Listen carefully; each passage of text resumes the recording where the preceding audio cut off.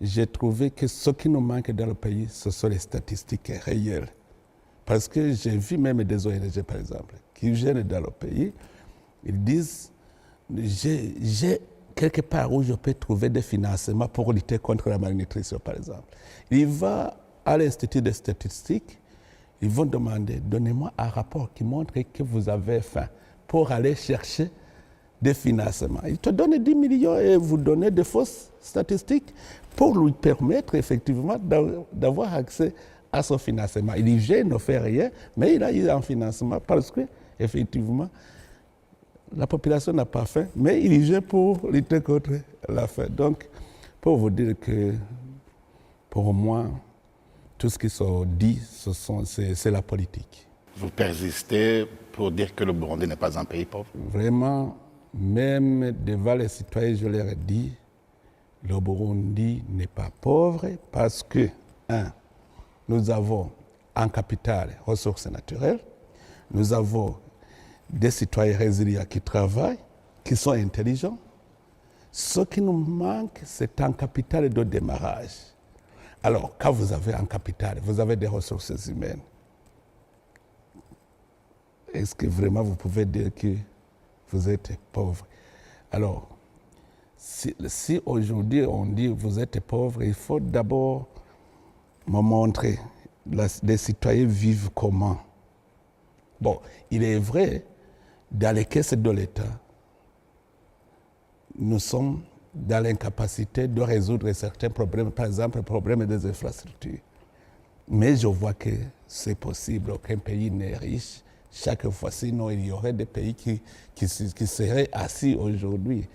Un jour, j'étais dans une province que je jugeais très pauvre, à l'Est, vraiment dans un coin très reculé.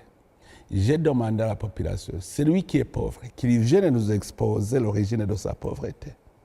Il est venu une vieille maman. Cette vieille maman était bien habillée, des habits bien lavés, lui bien propre, habillé de souliers. J'ai dit, le pauvre ici, c'est celui-là. Elle me disait, non, moi je suis pauvre. Pourquoi tu es pauvre? Non, ce que j'ai, c'est parce que je vais travailler quelque part, on me donne de l'argent, j'achète un savon. Ah, tu as du travail d'abord. Et puis il m'a dit, non, je n'ai pas où habiter. Ah, pourquoi? Elle a expliqué. À ce moment même, j'ai dit, nous allons te construire une maison. J'ai demandé à l'administrateur communal de lui donner une propriété foncière pour pouvoir faire son travail chez elle. Donc, ceci pour vous dire que est-ce que je peux considérer celui-là comme pauvre? Plutôt, la pauvreté se trouve dans l'esprit. Sinon, si vous avez un travail qui te procure des revenus, est-ce que vous allez dire que vous êtes pauvre? Mais aussi, les Burundais ont l'habitude de se lamenter parce que dans le passé, ils avaient cette habitude de commander parce qu'on ne faisait rien, c'était les conflits. Il y avait des bienfaiteurs. Alors, pour effectivement commander, il faut créer une pitié envers le donateur. C'est ce qui se passe. Sinon, moi, je ne peux pas dire. Oh, bon, l'autre chose, maintenant même, allez voir ce qui se passe dans les villages maintenant même. Vous allez voir les gens qui s'alignent, qui ramènent les billets de 10 000, 5 000. Les paysans, je voyais sur les vidéos, il y a des jeunes qui prennent des vidéos pour montrer, finalement, chaque poche a eu de l'argent. Tout cela, c'est ce qui me donne espoir. Je ne veux pas leur dire que le Burundi est pauvre. Le problème, c'est comment atteindre tout ce qui nous manque. Et je vois que c'est possible. Mais il y a des signes qui ne trompent pas, Monsieur le Président, quand vous circulez dans les rues de Bujumbura et que vous remarquez l'état délabré de certaines routes, quand moins de 10% de la population ont accès à l'électricité ou alors à l'eau courante. Voilà, c'est ce que je vous disais. Nous avons un problème effectivement sur le trésor public. Mais un problème qui peut être résolu le plus rapidement possible. Ce qui nous manque, c'est un capital de démarrage. Parce que si, par exemple... Et vous allez le trouver aussi au capital de démarrage. Maintenant, je suis au travail. Je suis au travail. Par exemple, je te dis, dans 18 mois, on aura une industrie métallurgique. Je sais que dans moins de 8 mois, on aura une industrie de fabrication de marbre. Tout cela, c'est dédié à l'exportation. L'or, je pense que dans une année, on pourra produire au moins 120 kg d'or par mois. Tout cela va contribuer à quoi? Ça va contribuer à financer toutes les infrastructures qu'on a besoin. Ces routes-là peuvent être construites en moins de 10 ans. Et vous verrez le Burundi et vous allez vous étonner. Est-ce que vous pouvez convaincre, Monsieur le Président, quand un problème comme celui de carburant ne parvient pas à trouver une solution durable, on en a aujourd'hui, quelques jours après, on n'en a plus, qu'est-ce qui se passe? Normalement, quand il y a un problème, il y a une solution. Vous avez vu que tout a pris l'origine ici des sabotages. Ceux qui ont saboté le secteur carburant, ils sont toujours là. Et ce sont eux qui avaient des moyens matériels pour amener le carburant. Aujourd'hui, nous avons des stocks suffisants à Dar es Salaam. Mais celui qui a ces camions-là, il va dire, OK, si j'amène pour mes stations seulement, pas pour les autres. Alors, même quand le carburant est là, aussi longtemps que c'est un seul robinet, les gens vont s'aligner. Tout cela, c'est un problème que nous devons résoudre, qui vient du fait qu'avant, il y avait le monopole. Et ils se sont fâchés, ils veulent se venger contre les citoyens burundais parce que, effectivement, on a découvert tout cela. Mais je suis sûr et certain que dans les prochains jours, on résoudra ce problème. Parce qu'on a résolu le problème de stock maintenant. Ce problème de transport, nous allons nous asseoir avec ceux qui ont des stations. Mais des mesures seront prises. Nous pourrons même annuler les licences d'importation de carburant pour ces pétroliers qui nous ont sabotés. Nous pourrons même le faire.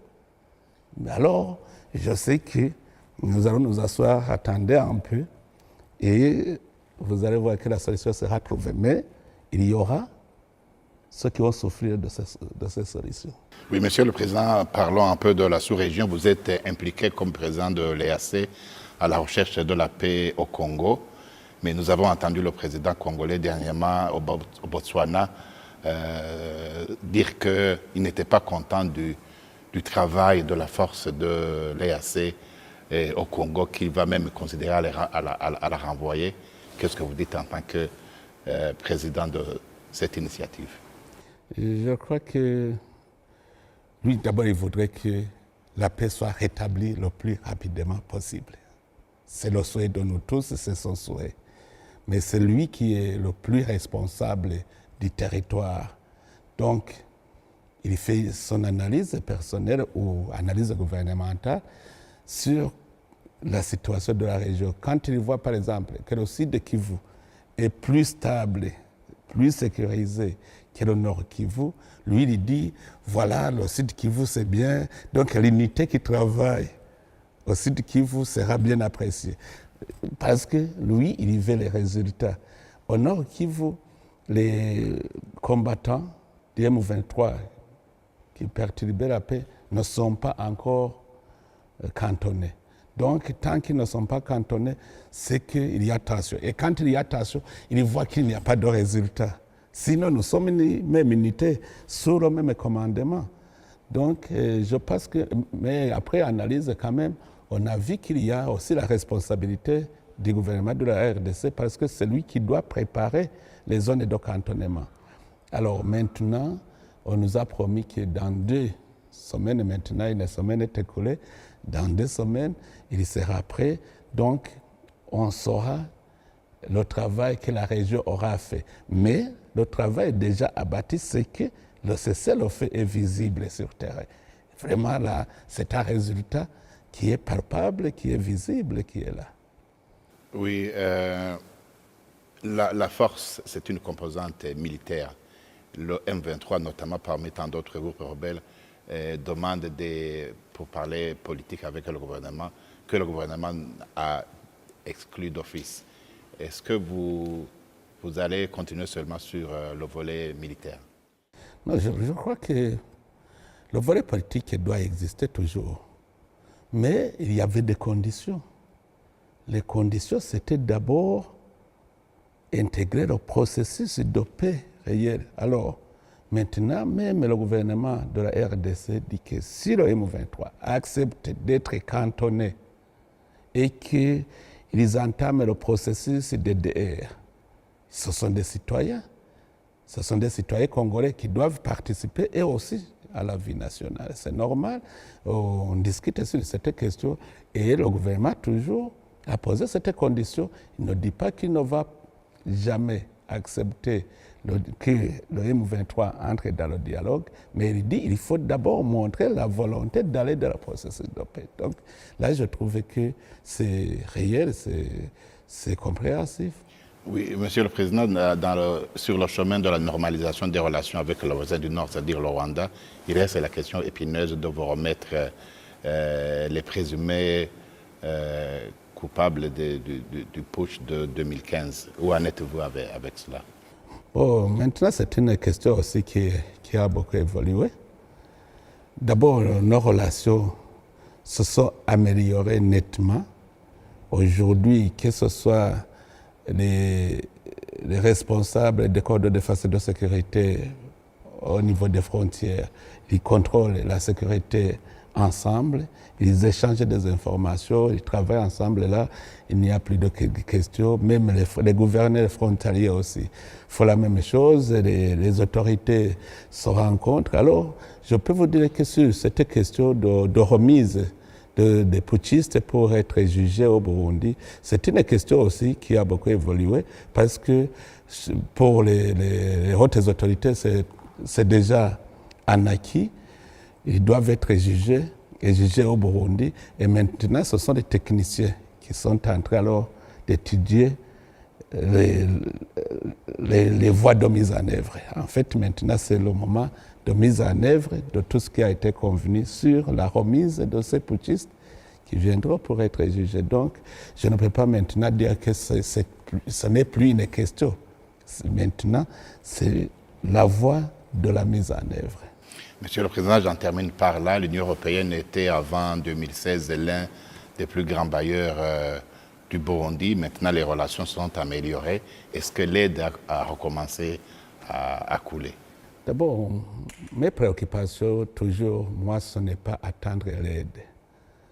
C'est de bien vivre en collaboration avec tous les partenaires. C'est la première chose qui est très intéressante. Maintenant, vraiment, le partenaire, l'Union européenne, vraiment collabore très bien avec le gouvernement du Burundi.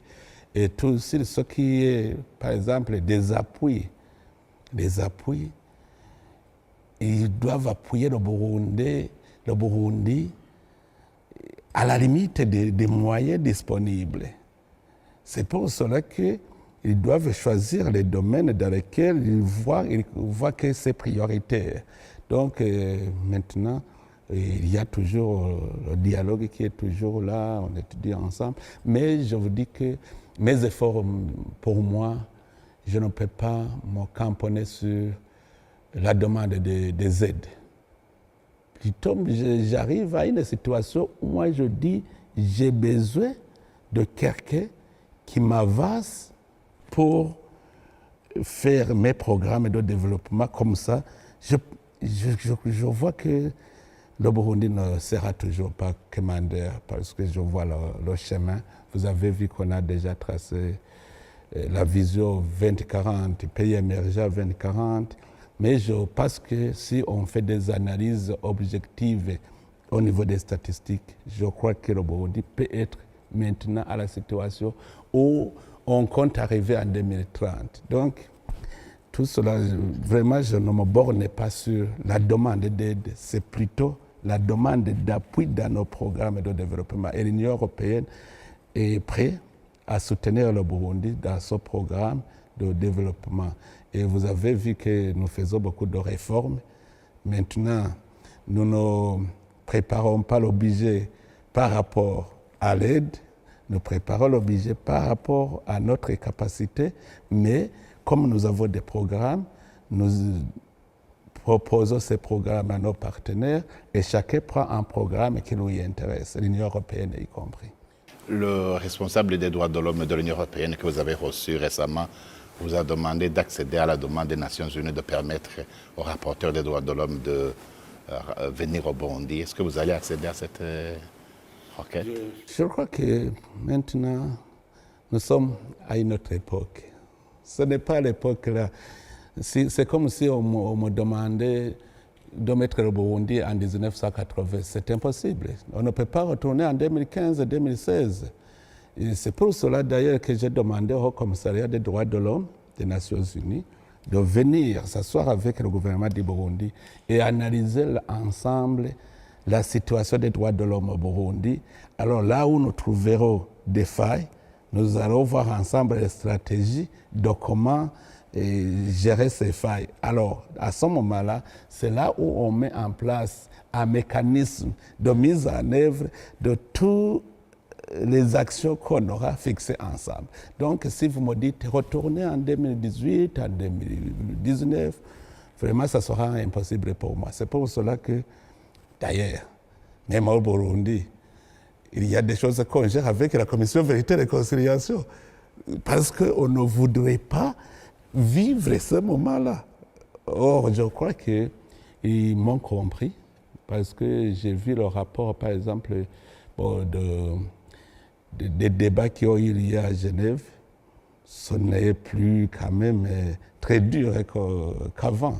Donc, comme le Burundi est ouvert, on n'a rien à cacher, il faut que quand même ils acceptent de venir s'asseoir avec nous et faire une analyse et non continuer avec des mécanismes qui étaient dans des moments qui étaient mauvais. Sinon, ce serait ressusciter le mal. Alors qu'on devrait quitter la situation du mal pour aller dans un bon moment.